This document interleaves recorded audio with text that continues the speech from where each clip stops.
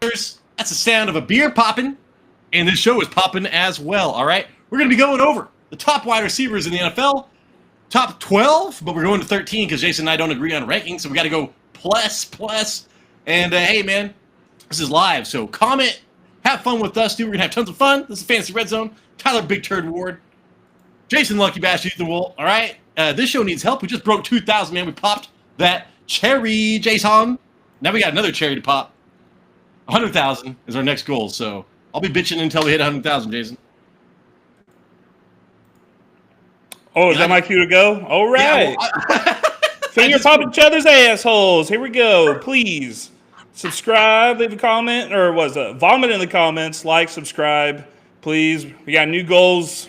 Did you say the goal? 2,500, 3,000? I said 100,000. I was being an asshole. 100,000. I mean, that's the ultimate goal. I'm never going to be happy. I'm just going to be a sad person. You greedy bastard. Yeah, we're also on the radio, on Apple Podcasts and Spotify. We got a Patreon. We even got a thank you button on all our videos if you're feeling friendly. Thank you. Thank you, Jason. All right, dude. Let's get into the news and the brews. I got the brews. I got the news. Okay? Not much, though, which is always good news in fantasy football. First one's kind of old, but hey, you've not gotten our take on it. Okay, George Pickens to the Cowboys. Everybody knows that Jason's a Cowboys fan, right? And how do you feel about George Pickens being acquired, Jason? From what I've seen from Cowboys fans, they're pretty happy because they're like, hey, man, I didn't think shit was going to happen. We didn't draft a wide receiver. I'm just happy something happened. Yeah, I am happy that we did it, but it's just I am happy because he is a good player and everything, but I keep thinking to myself, like, if Mike Tomlin can't handle this guy, why do the Cowboys think they can handle him? He seems like he's going to be like a cancer and stuff. So as long as he could just keep us cool, man, if he could stay cool, leave it on the field, I think we're Gucci. Well, Dak Prescott is a really nice guy. He seems like a Stephen Curry, like he could work with everybody type of situation there. So volatile personality might be okay with Dak Prescott. Maybe there's a chance. We'll see how that works out. But, dude, I think he's just going to be so pissed. He even said, he's like, I'm there to change the culture. I'm going to be a winning culture. I'm out there to be the number one. And it's like, dude, you're going to be fucking severely pissed off after the first game because you're not going to be the number one and you're not going to change the culture.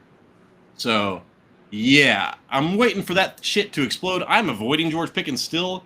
I spoke about this in my last episode when he was still on the Steelers.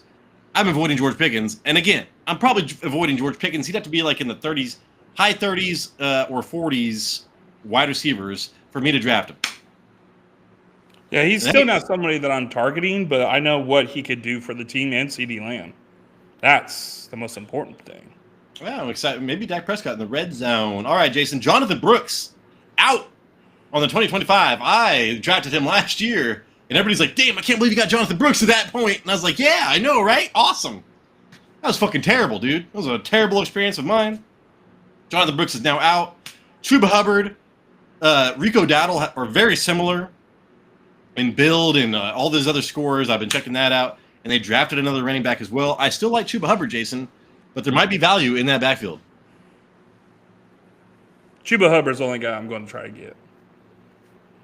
Unless a Dowell, like as a handcuff, like super late round. Running back 2? Is Chuba Hubbard worth a running back 2 for you? Would you feel comfortable with that? Yeah. He's not a sexy pick, but he does perform. That's the thing. He performs, so. So do sexy picks. All right, Jason. Ooh.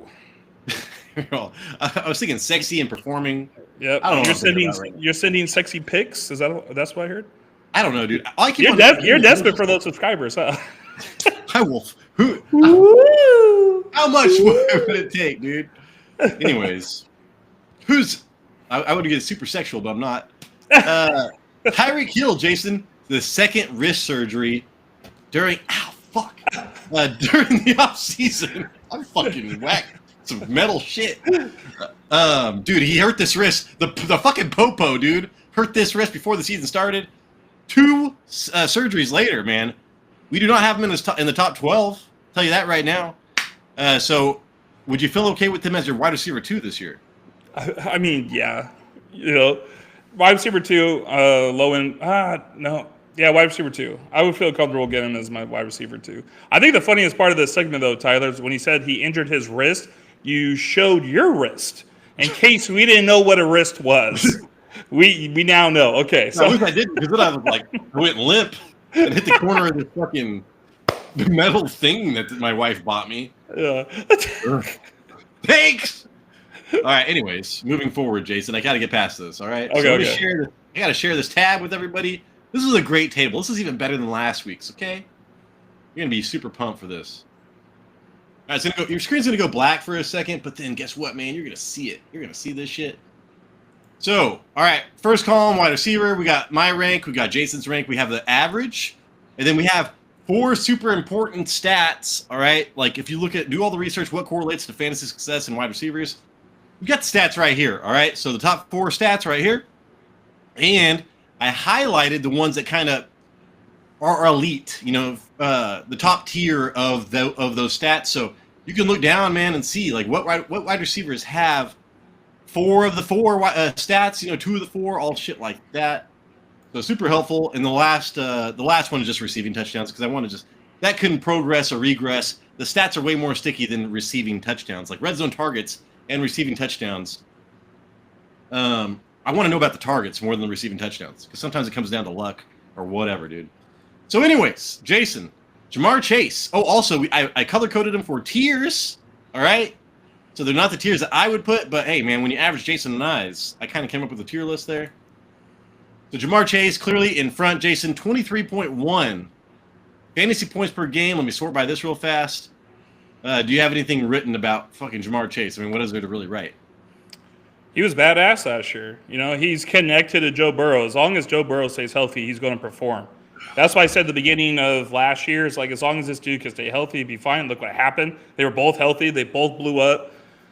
He was a triple crown, but there was also another, I feel like, important statistic that he was number 1 in, and that was yards after catch. So that even shows like his agility, his ability to run after he gets the ball. That's a good point. Yeah, I mean, he's on the field a lot. He was second in pass snaps. He was second in route runs. What do I got here? And most targets in the red zone. And he had 2 40-point games last year, both when Higgins was healthy. So I want to say that, because Higgins was on the field and he still put up 40-point games.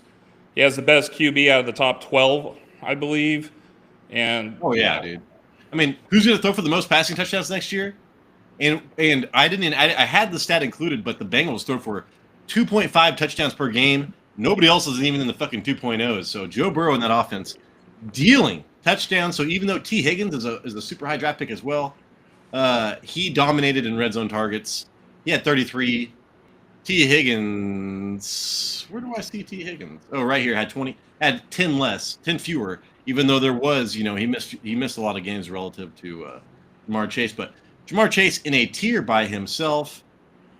And then when you look at these stats, you can see why. But it comes from pure just like touchdowns and targets, but they throw the ball so much, you just don't really see those. You don't see the super high target share and stuff like that. It's kind of a specialty for this team. So, because I was like, why does he not have all 4 highlights in the stat category? He only has 2 of the 4 important stats. But air yards, dude, Joe Burrow throws for so many fucking yards, man. It's hard to have a huge share of that. Same thing with targets. There's so many targets. There's so many yards. There's so many goddamn touchdowns, Jason. You want a piece of this team. So, Joe Burrow, man, should be on everybody's radar. Also, we know when you look at two wide receivers on this list, I think we have Matthew Stafford as well with Devontae Adams. I kind of ranked him super low, but still, these are some of the quarterbacks you want to pay attention to as well.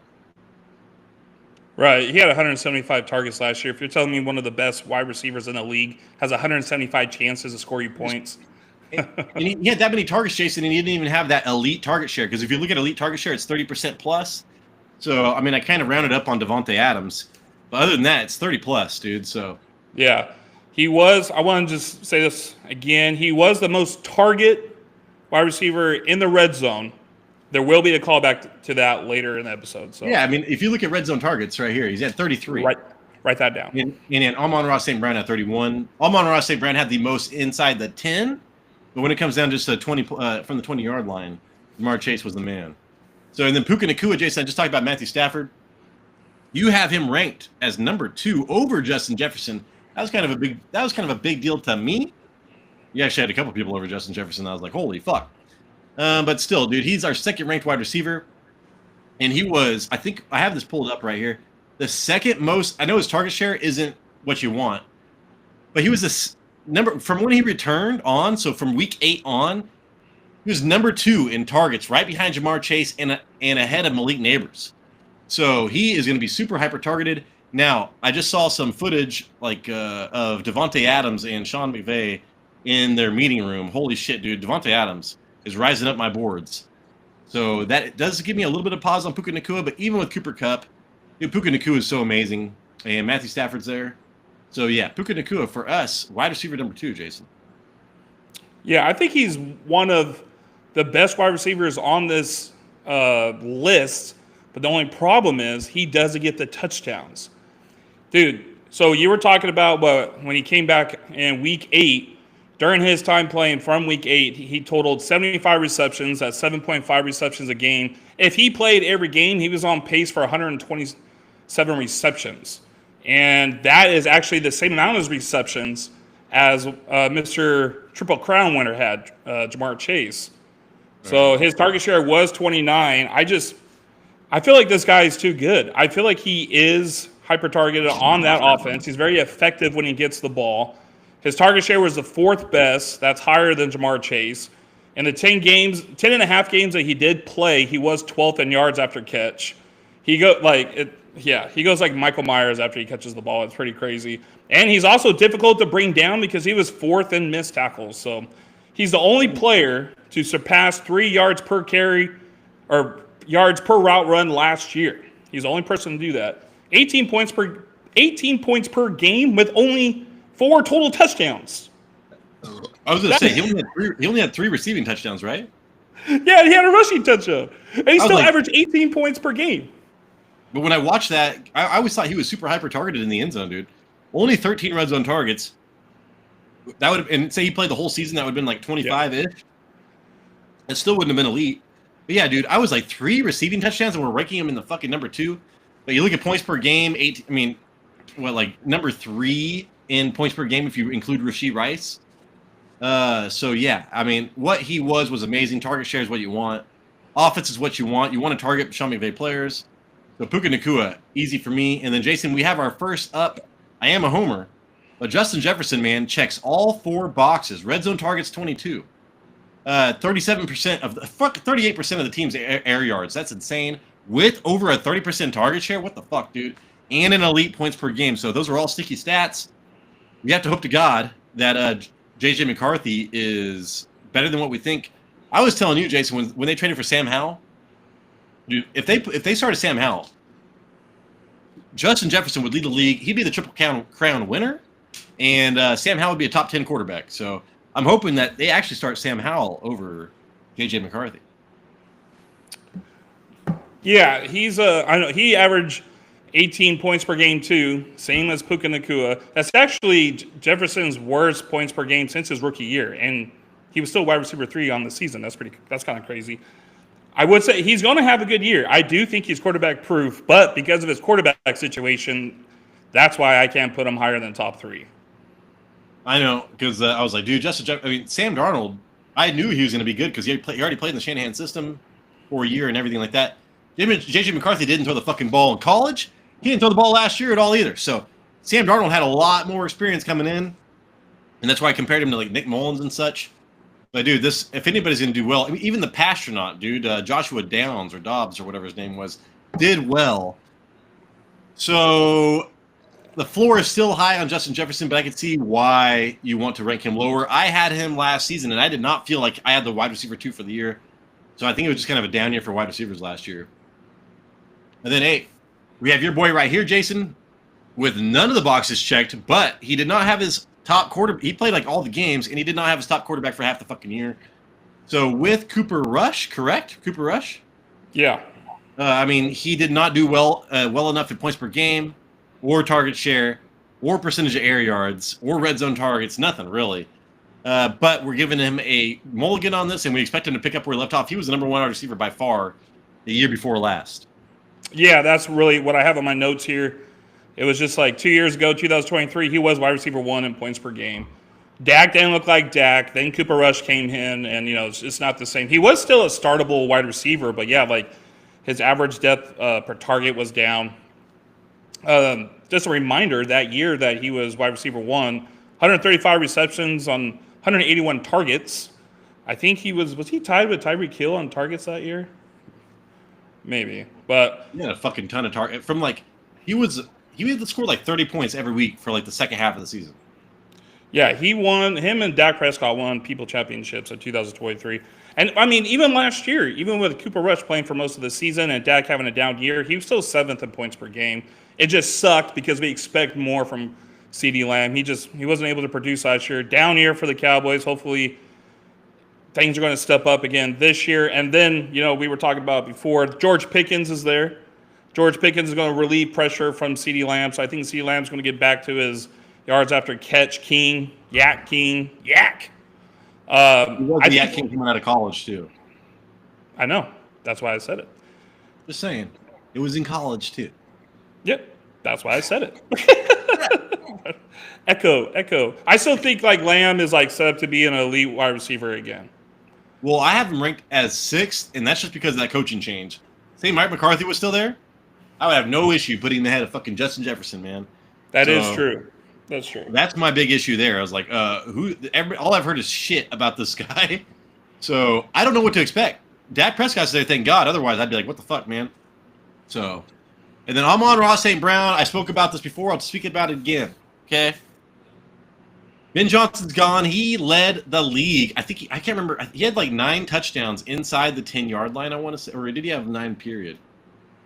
He had 9 touchdowns inside the 10-yard line. I'm pretty sure. And he led the league in targets inside the 10. Now, to me, once you get inside the 10, that's a lot of scheming, offensive coordinator type of shit. They lost that. So how is he going to be inside the 10 this year? Because literally, if he didn't score those touchdowns, Jason, he wasn't getting much because they were winning so many games by far. They didn't have to throw the ball. He needed those touchdowns. So I'm very afraid of ranking him this high.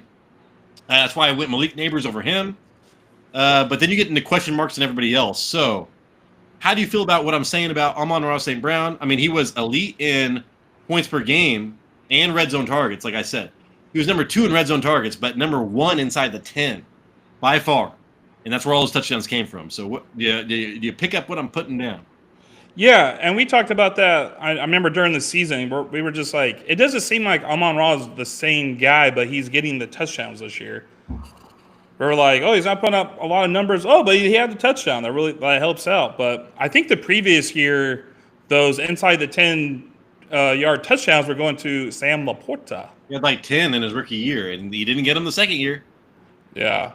I still think, there's a coaching change, obviously, but I still think, he's Jared Goff's top guy. I think we're going to see it again this year where Jared Goff is going to just like sit back in that great offensive line and wait for Amon-Ra to complete his drag route and have everybody trailing him and throw him the ball.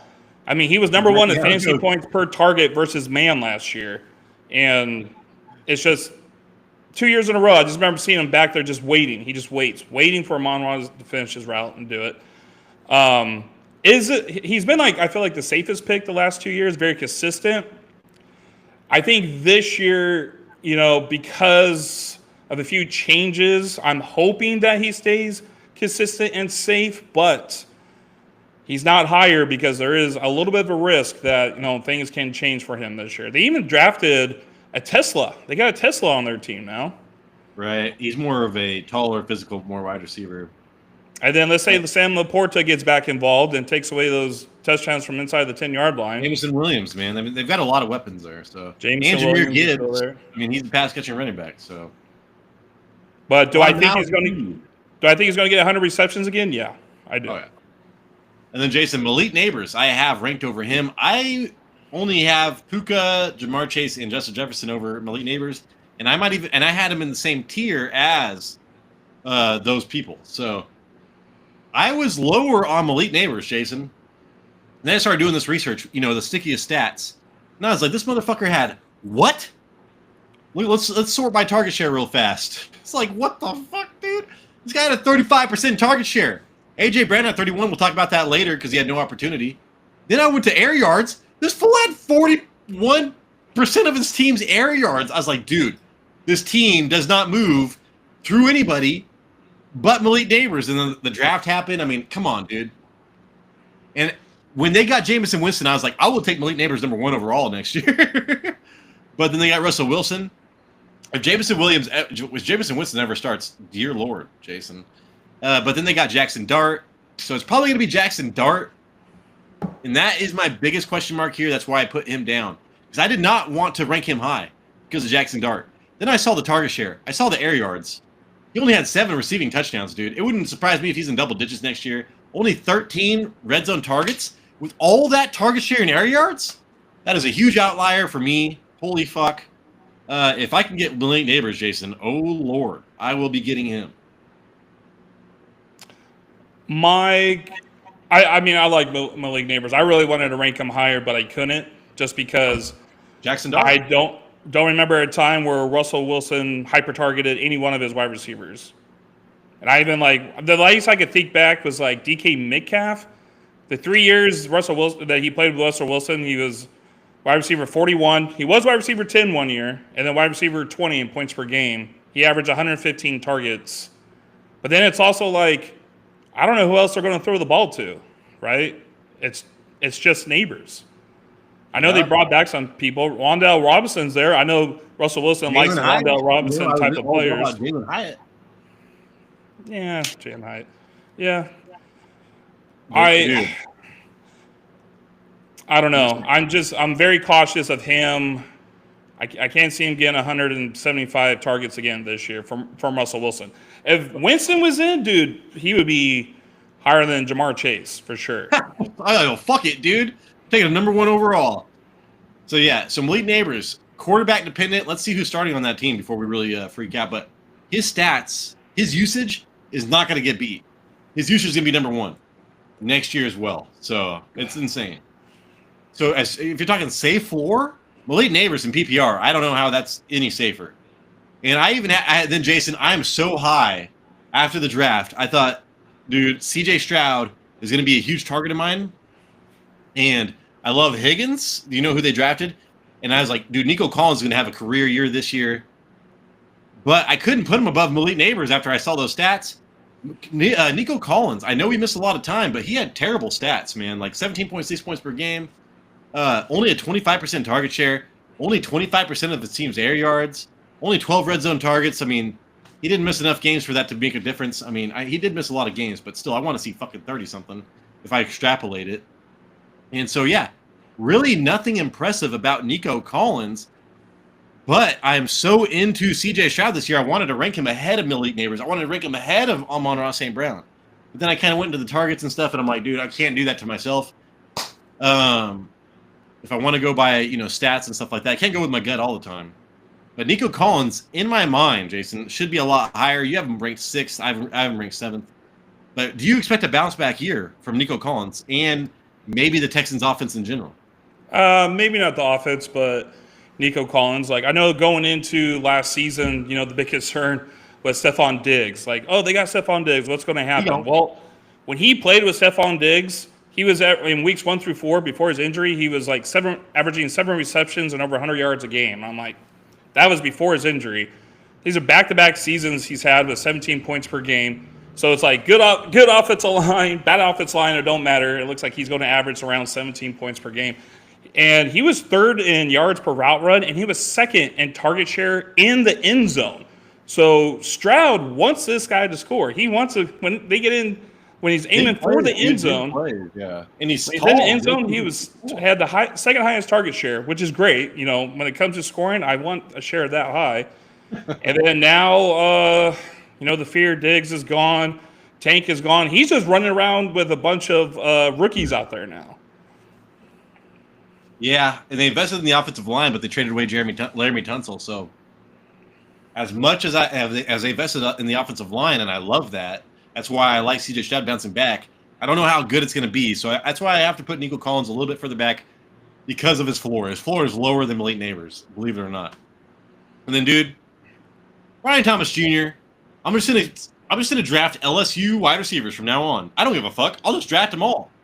Brian Thomas Jr. though, we have ranked, pretty much next 8th, and not elite in points per game, but again, once you got past the second half of the season, that motherfucker was averaging over like 19. He was wide receiver 2 averaging, I have this written down.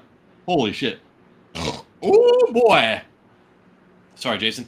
23 points per game, Jason, from week 13 on. That was after his bye. That's when rookies pop. 4th in yards after contact. Yards after the catch. And then the only reason he's being devalued right now is because of Travis Hunter. And, dude, I would bet on Brian Thomas all day long. They have the draft capital in him, and the production, and they need Travis Hunter on defense. Dude, I'm telling you, man, Brian Thomas Jr. is being devalued right now. He's a huge target of mine.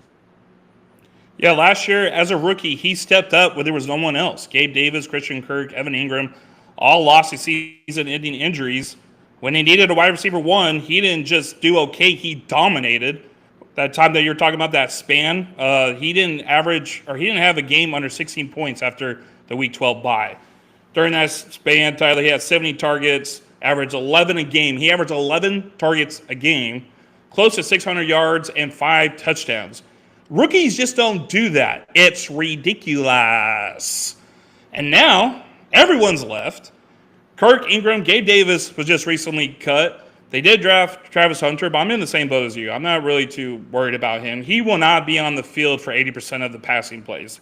He will not.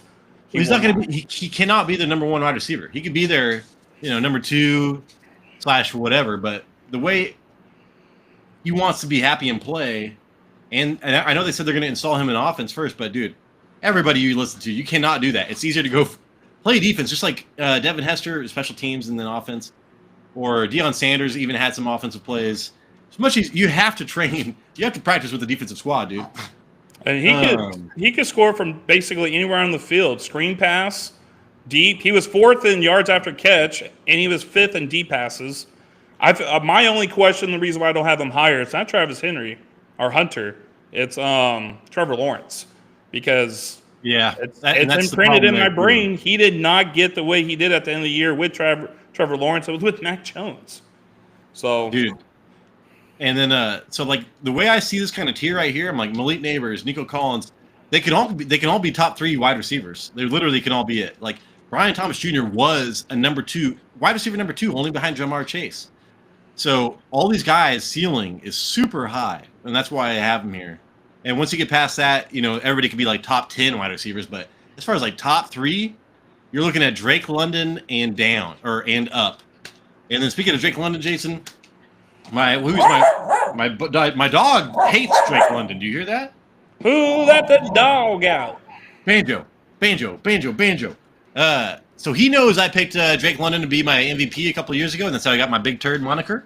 So yeah, Drake London though, Jason, when you look at elite stats, he had a fucking 38% of his team's air yards and pretty much a 28% target share. He was getting close. And if you look at his target share with Michael Penix, dude, it was like 35%. It was like Malik Neighbors-ish. So he ended the season, we're projecting here, but he should have like the number 2 usage in the NFL if you're just looking at Michael Penix Jr. and how he used him. But Drake London has not done anything to impress me otherwise except for usage. So, Jason, how do you feel about Drake London? I like him as my wide receiver 1. I'd be fine with it, but he's not somebody that I'm going out and targeting right now. Yeah, no, you said it right. With the usage, that's the reason why he's going to have value in fantasy football. He was 3rd in targets, 3rd in red zone targets, and that was by 2 different quarterbacks last year. And he still ended up top 10 in yards per route run. Michael Penix, he started week 16. Even though he sucked the two out of 3 games he played, he did target the shit out of Drake London. And week 16, 31% target share, 100% target share in the end zone.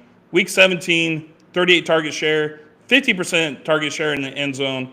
I think Pitts had the other half in that game. But week 18, 47% target share, 100% target share in the end zone. It's like, there you go, dude. Thank you for doing the hard work. oh, I want that guy on my team. Michael Penix is not. He's not targeting anybody else. It would be. It'll be worth off of volume again, and I'm okay with that. I'm okay with that. I'm looking, Jason, at what you have ranked. I'm like, so like I heard what you just said, and you're like, yeah, you make a fucking good case, but you'd still rather have. So you'd only have like Malik Neighbors over him. You would have him over Brian Thomas because of the usage, probably. Yeah. Yep. Yeah. And the quarterback is what you said. I think Michael Penix right now is probably in the same tier as Trevor Lawrence until we see otherwise. I mean, who knows? What do you think? Who would you rather have as your quarterback, Jason? Trevor Lawrence or Michael Penix? I'd rather have Michael Penix because I don't know he sucks yet. Yeah, we've seen 3 games, and he was pretty bad for 2 out of the 3 of them. But Trevor Lawrence, he looks like he's on a decline. I think I would go with the lefty. Dude? Yeah, when they paid him, he was like the number 2 fantasy wide receiver quarterback in the league for like the last like 6 games. Remember that? Yeah, we were very high on him too. Oh, he was nuts. He was coming back from all these deficits, and like I was like, Doug Peterson knows how to coach. Well, I'm an asshole sometimes. There you go. Yeah, I think I would go with Penix. Yeah, okay, I like the unknown more than the known. So there you go. There. Drake London, and then, hey, we want to talk about usage, Jason. We want to talk about somebody that I believed in and I traded for. I told you to draft him last year, and I said he wouldn't hit until the second half of the year. Holy shit, I was right on this. Ladd McConkey, Jason. I have ranked 11. Oh, shit, 10. Wait. Oh, I have ranked 11. You have ranked 11. This is in order of something else right now. Oh, Red Zone ranks. But yeah, Ladd McConkey, man, does not have elite anything right now. I was very surprised, but this was an average of the whole year. If you look at this, if I had more time, I would have extrapolated like the last like 5 weeks of his usage. But dude, this guy got targeted. Do you remember the radio shows or like the TV shows? Or like, is Ladd McConkey the only person on this team? So he was the number 1 wide receiver by far for a minute there. I love Ladd McConkey. I love Justin Herbert. Give me that stack.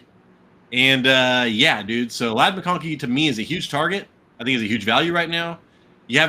I'd be okay with him as my number. I think he's almost the bare minimum of what I want for my number 1 wide receiver because I have T. Higgins ranked 12, but I would not want him as my wide receiver 1. I don't want the second wide receiver on a team to be my wide receiver 1. So I think that Ladd McConkey is my last wide receiver 1 that I have ranked.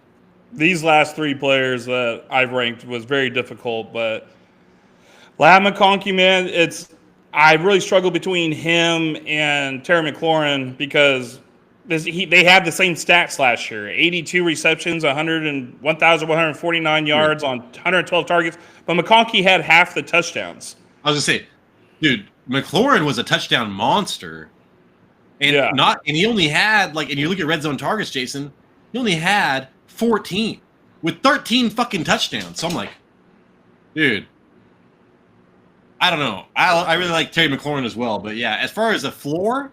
I like McConkey more. Yeah, I think in an offense, Jim Harbaugh which one is Jim Harbaugh? Correct, Jim Harbaugh. Yeah, it's Jim Harbaugh. Jim Harbaugh's offense. I get the brothers mixed up. Jimmy. It's going to be hard for him. I feel like Ladd McConkey to get 10 touchdowns because of the offense that they run. I do want to throw out there that Herbert, he didn't have a game with 30 passing attempts until week 6. Then after that, he had 10 games over 30 passing attempts, and which led to McConkey being wide receiver 8 and 13th in points per game during that span as a rookie. So now he's going to get the second-year bump. He was already 7th in yards per route run. I mean, they brought back Mike Williams. Tyler, the famous. He's like a little Lego set. He falls down. He's going to shatter everywhere. I fuck Mike Williams. I don't care about Mike Williams. He doesn't even get on the field anymore, really. They did get Trey Harris, who I do think has potential as well, but he's deep ball. Like, his specialty is deep balls. What's Ladd McConkey's? Not fucking deep balls. Honestly, when they got this guy, I was thinking maybe a better Mike Williams. Or a better Joshua Palmer. A better Joshua Palmer is what I was thinking. Yeah. So I feel like, with the slow starter Herbert last year and with the second-year bump, McConkey is going to get closer to like 100 receptions for next year. The touchdowns, though, I'm kind of iffy. I know he has a talent to get 10, but dude, they're going to run and run and run the ball. Najee Harris and Omarion Hampton, right? Yeah. So. The only thing is like they don't have the best defense, and they play in the same division as the Chiefs and the Broncos. There's going to be games where they're going to have to pass a lot to keep up, and I think that's where Ladd McConkey is really going to shine. Yeah, I mean, and I'm looking at again, tiers, right? So you have like top 3 wide receiver potential. Once you get to Ladd McConkey, I mean, I don't expect him to be top 5 wide receiver, but I expect him to be a top 10, pretty much. Especially in PPR, it's like, fuck yeah, dude, it's almost a given. So I am all about that right now through volume, and we'll see that later. Like, say a year from now, that guy's going to have like, his points per game, his target share, and his team air yards will be yellow. His red zone targets will not be. And then, hey, dude, Terry McLaurin, Jason, you have him ranked 10th, right ahead of McConkey. You and I both have him ranked pretty much the same if you average our rankings. Points per game, a little bit ahead of McConkey, and it's not as much as I thought it would be. But Jaden Daniels progressively got better, and you look at his usage, he was never a usage guy. I remember talking about Noah Brown, like, dude, go pick up Noah Brown. He's getting more targets than Terry McLaurin. But Terry McLaurin was all about those first downs and those touchdowns, Jason. When it really mattered, it was all about Terry McLaurin. He's not old. I know he fucking seems old, but he's not. He had 40% of the goddamn team's air yards. Let's sort by air yards right now, because this is a huge sticky stat. He's got the the number 2 stat on that, and then reception touchdowns. He has the number 2 stat on that as well. So Terry McLaurin, as far as a couple of important stats, man, he is what you want. And Jason, I mean, you're getting him for a huge value. He's one of my targets. He's being drafted like at least 5 rankings below where he should go. So Terry McLaurin should be a huge target for everybody. I know he's going to be. You and I are going to be farting over him as well. Farting. Yeah, he was a very consistent wide receiver, but he had a few games where his floor was like as low as like the pit in the Silence of the Lambs, bro. Like it was. He injured? No, it was like the 2 games I think against the Eagles, he got shut down to like 1 or 2 points. You're right, and he's got to go against them again twice a year, dude. So I remember that defensive line fucking didn't give him any time to throw, and they locked him down. So I remember those games. So twice a year, those are 2 huge dips, and I want to be like, god damn, I shouldn't put him in the same. I mean, we have him in the same category as McConkey and T. Higgins. We'll talk about JSN and see what you think about him, but I think he did have 13 touchdowns last year, and only on 82 receptions. I think that's a very high touchdown rate. I can't see him matching 13 touchdowns again, but with Jaden Daniels getting another year in this offense, and he's clearly the alpha in this offense. Like he averaged like 7 targets a game. No one else for the Commanders, even Zach Ertz, averaged more than 4 targets a game. So it's clearly going to Terry McLaurin. And my concern, though, with like the regression of the touchdowns is because they got Deebo Samuel. Now, am I afraid of Deebo Samuel? Not really. He's been on a do not draft for a couple of years now. But I do think when it comes around like the goal line, maybe they're probably going to try to get him involved with like rushing. Curtis Samuel went there, Jason, and right? Or no, they traded him away to Buffalo. He was there. Yeah. Damn it. He wasn't there last year. I was like, Curtis Samuel went there and didn't do shit. Like Curtis Samuel's pretty much Debo at this point. But no. Yeah, he was a Bill last year, but I do think there's a chance for his it's because it's crazy to say that I think Jane Daniels is going to be better, if you can believe that. I do think he's going to be better next year. And I think with McLaurin being the alpha in that offense, when it comes to the wide receiver core, that he's going to get more receptions. I would just be surprised if he got 13 touchdowns again. Well, if I said this, yeah, he's going to have touchdown regression with those targets. But still, if he was I wouldn't mind him as my wide receiver 1-ish. Like I said, I think that Ladd McConkey for me is in PPR is my bare minimum PP1 or wide receiver 1. But if I got Terry McLaurin, I'd feel okay about it. And then here we go. I was going to tell you something, but I forgot. And then next up, Jason, T. Higgins, man. As much as I hate ranking wide receiver, the second best wide receiver on their team in the top 12. I ranked him top 12, man. So did you. We both ranked him as the top 12 wide receiver. He had 18 and a half fucking points a game, dude. That was top like 6. And then red zone targets, Jason, 23, even with like 5 games missed or some crazy shit. So he is all about that red zone. You look at his hands and you watch the games he plays, you're like, oh my God, I throw to him in the red zone as well. So I think that he's even a bigger red zone threat than Jamar Chase, which is fucking nuts to think about. And on this team, he is a high-end wide receiver 2, a very high-end wide receiver 2. And yeah, Jason, he's the top of our wide receiver 2s on a team this season. There's always 1 or 2 teams. I think there's always 2 teams that support 2 top 15 wide receivers, and by God, one of those teams is going to be the Bengals next year. Gosh, I feel like the Bengals have a chance to do 2 top 12. They had 2 top 6s, man, motherfucker. They had 2 top 6s. This was very difficult because of what we discussed, Tyler, as putting a wide receiver 2 for your wide receiver 1. But you said it. The guy averaged 18 points per game. You can't turn a blind eye to that. It's all Joe Burrow. Unless you want to try, but he has a history of injuries. That's the reason why I want to bring him down too. They did add in his contract. He will get like bonuses, like $2 million bonuses if he plays games, which I feel like he's going to want to try to do something to make that money, to make sure he's playing games next year. So when he was on the field with Jamar Chase, yeah, his target share was 26%, but it jumps up to 31% when it's in I don't know if I put red zone or end zone, one of those. But I believe it, dude. Look at his fucking touchdown. I mean, dude, I believe it. Which is higher than Jamar Chase, and that's just because Jamar or T. Higgins played less games. But it looks like it's definitely the Bengals definitely want to pass the ball when they get closer to the end zone. I mean, shoot, they're passing the ball all over the field anyway, man. But Joe Burrow is like looking for his 2 top receivers to score touchdowns when he gets closer to the end zone. And, if Joe Burrow is like throwing 50 touchdowns and like 6,000 yards, I want to be a part of that. He did have 2 30-point games and 1 40-point game with Jamar Chase on the field as well.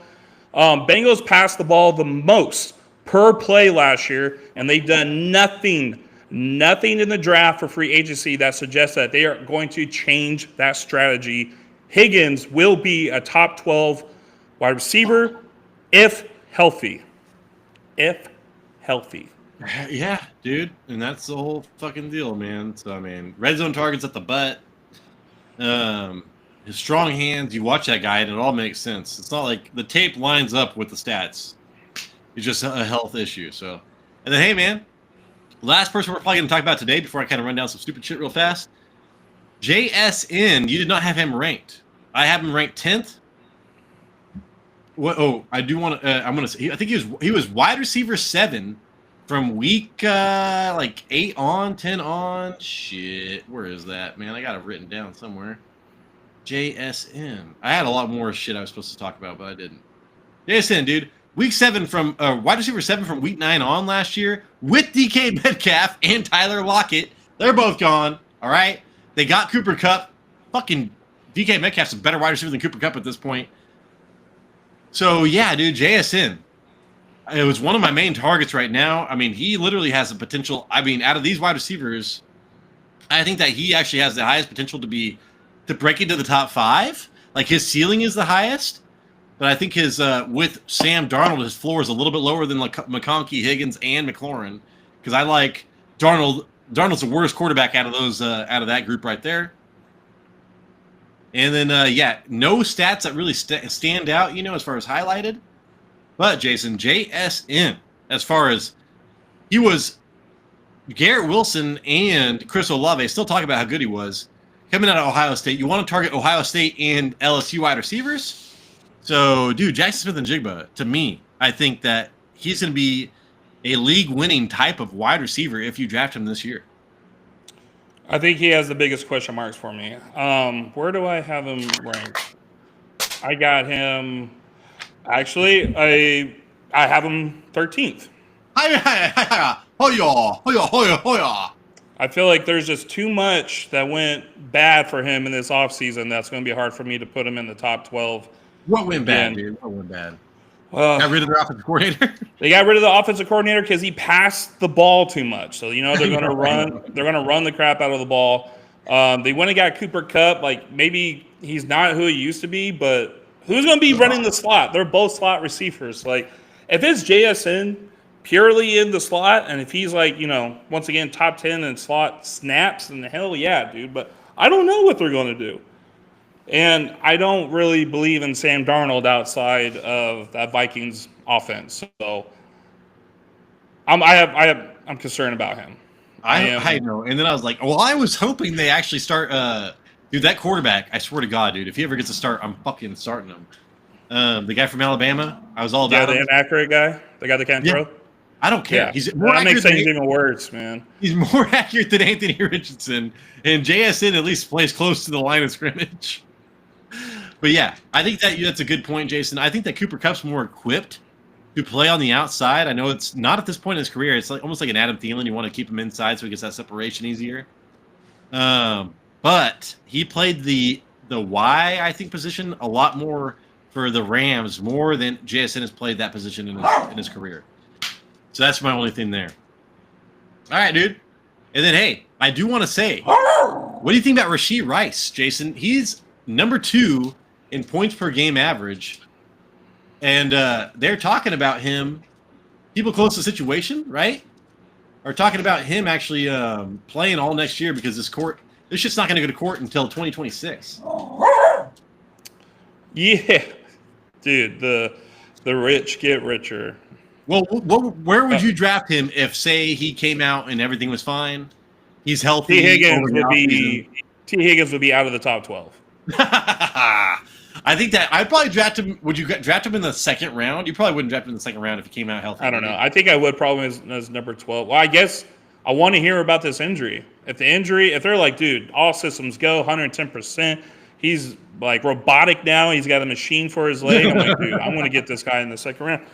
I had him his rookie year where he fucking dominated. You had him last year where it looked like he was going to win people championships. I was like, I'm the smartest man alive, and then fucking he fits. He fits that system with Patrick Mahomes so well, and with the fact that Travis Kelce's getting older now, he's literally taking the Travis Kelce routes and catches. So, and what he's normally getting 170 targets and 115 receptions for a tight end. So that going to Rashee Rice, yeah, he could be a league winner. I just want to know more about his injury. It's crazy that he's not even going to go to trial for a whole nother year, though, man. How do they do it? It's because you're a famous player, dude, Jason. On the NFL's a TV show. They want the fucking Kansas City Chiefs to be good. So there you go. I wish they would have came out to our Thanksgiving games, dude. Did we see how well we played? Maybe we could have got out of some traffic violation. I was like, hey man, I've actually been pretty good. I only got arrested like twice. All right. Anyways, don't take throwing knives to the park, Jason. Yeah. You can't throw them, apparently. It's illegal. You gotta toss the knife. I do want to talk about AJ Brown because that's probably the most controversial person that we'll have outside of our top 12, 13. He's got amazing stats, man. Percentage of air yards, 35%. Fucking target share, 32%. His red zone targets, Jason, 11. You know who had more red zone targets? Devontae Smith with 12. Okay, so he only had 7 receiving touchdowns, even with those 11 targets. That's actually pretty goddamn good. I can see him regressing in touchdowns, which is insane. So as long as Saquon Barkley's there, then there's no opportunity for AJ Brown. That is where my issue is with him. So yeah, Jason, I get it. He should be a wide receiver 1 for you, but literally he should be a wide receiver 2 or maybe even a flex. When he's good, he's good. He gets 20 points a game, but when he's bad, it's bad. So it's more of a roller coaster ride there. And so AJ Brown is a huge kind of question mark. We've even got some comments on our videos about it. So I want to say he's amazing, dude, in every category. Yards after the catch, all kinds of shit. But when it comes down to usage and opportunity, bare minimum. All right, so not good at all. And as long as Saquon Barkley is there, Jason, I don't think I want AJ Brown. Yeah, if we go back and look at all the wide receivers that we had in the top 12, they all have like targets of like over like 110, just about. I think it looks like Puka might be the lowest, 106, but he was injured. AJ Brown, man, 105 targets. And I don't think it's nothing against him. He's a great player. I mean, he missed 4 games, by the way. he had 20% target share when it came to the end zone, but Saquon Barkley's there. Saquon Barkley is going to be the main focal point around that team. So when you got Jalen Hurts going for like 4 or 5 straight games, only throwing 125 yards, there's not a lot of volume to be passed around to the wide receivers. That's the problem, Jason. So, yeah, I mean, wide receiver 2, yeah, I'd be fine with that, but not as my wide receiver 1. So I have to put him outside my top 12. That's the only reason there. I'm not talking shit about him. He's amazing. Wish the Vikings had him. But, yeah, dude, that's the way it goes right there. And then, so we talked about Rashee Rice. DK Metcalf with Aaron Rodgers. Do you think he could be hyper-targeted, maybe like a Devontae Adams next year?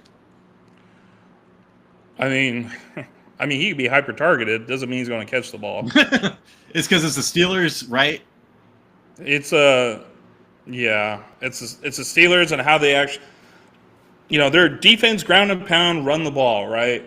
But DK Metcalf, over the last like 2 or 3 years has not been catching the ball. He's been getting the targets, but he's had one of the lowest catch rate in the last like 3 years, like close to like, I think like 50%. He'd be a top fucking 3 wide receiver, Jason, if he caught like 60% of his passes. Yeah. And he's not being able to get that separation. Aaron Rodgers, I think, can't. I mean, Geno Smith was throwing it pretty accurate. I don't know. I'm not really I mean, I guess I will have to bump him up a little bit. I'm trying to see where I have DK Metcalf right now. I have him like pretty low. And he's always a conversation every year. He's a conversation every year who to get or when to get him. There, dude, I wouldn't get him at all. But I have him as wide receiver 32 right now. That's if like Mason Rudolph is there. But if Aaron Rodgers is there, dude, he hyper targets the shit out of wide receivers. So yeah, I'd be all about it. Then, I think I would have to put him in the top 24. And then I love Devontae Adams, Jason. So you and I both agree that he's a wide receiver 2 for you. Then I love Devontae Adams this year. Go check out, dude, Sean McVay showing Devontae Adams film to the Rams in the meeting room or whatever. It's amazing. And then Garrett Wilson, though, Jason, you and I both have him as targets this year. He is a value target to me. Justin Fields went with him. I forgot to get all the stats for him, but the one stat I did get, fucking 35% of air yards. So, Jason, Garrett Wilson right now, will you be targeting maybe 3rd round or something like that? Dude, if he's in the 4th round, I'm snatching that dude. Yeah, so Garrett Wilson is huge value right now. I feel like at that point, I'm either going to get Devontae Adams or Garrett Wilson. In those, around so I'm those glad rounds. I ranked them back to back, and so I'm glad you kind of agree with that. Yeah, I mean Devontae Adams has like led the league in like end zone target share his whole career, and it's like by a large margin. And everybody knows when you get to like the inside the 5 to 10 yard line, you let Devontae Adams do his little jiu-jitsu moving over there, and then you throw him the ball and catch it. Sean McVay was saying the same thing today, Jason. Literally on that video I was watching. It was like, this guy's going to help us a lot in the end zone because he's a hooper. Look how he gets, apparently, he's like, yeah, he's going to catch a lot of touchdowns. Puka Nacua had fucking nothing, right, in red zone targets. Look for Devontae Adams to pick that up. All right, dude, I'm going to stop sharing. Send us out, dude. Let's see. Oh, I can't. Your call is in another window. What? Oh, it's right here. Okay. Anyways. Hopefully we earned a thumbs up, man. Hopefully we earned a subscription. We just broke 2,000, but we're not stopping, dog. We need you to like and subscribe if you like us. It sends us to more people. So all the likes we get does make a difference. Please like and subscribe. That'll help us, okay? I'm drunk by the time this is I'm saying shit. Jason, please send us out. So next week, I think, is the strength of schedule coming out on Thursday. Holy moly. So I believe that Friday we're going to have a very popular video coming out. Everybody wants to know the strength of schedule. We'll have it for you next Friday at 6 o'clock. Come join us. Have a few brewskis. We'll talk shop. I'll see you in that video. Deuces. This is Tyler Big Turd Ward and Jason the Lucky Bastard. I was going to say, coming at you live. And this is the Fantasy Red Zone. We appreciate you.